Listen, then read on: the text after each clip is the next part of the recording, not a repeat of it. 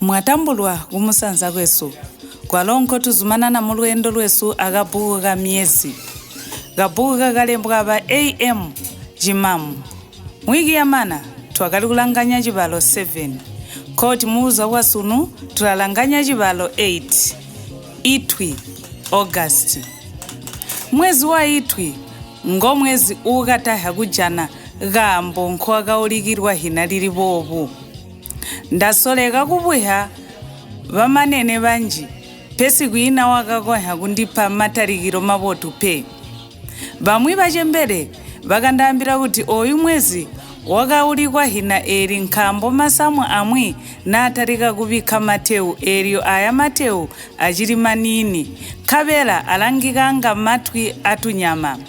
kabela vaupa hina litegwa itwi oyu mwezi ujisima hina manji mumasena andene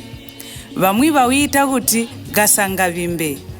eji chitondeha kuti mumasena amwi abutonga guli muo munji ubimbya bwizu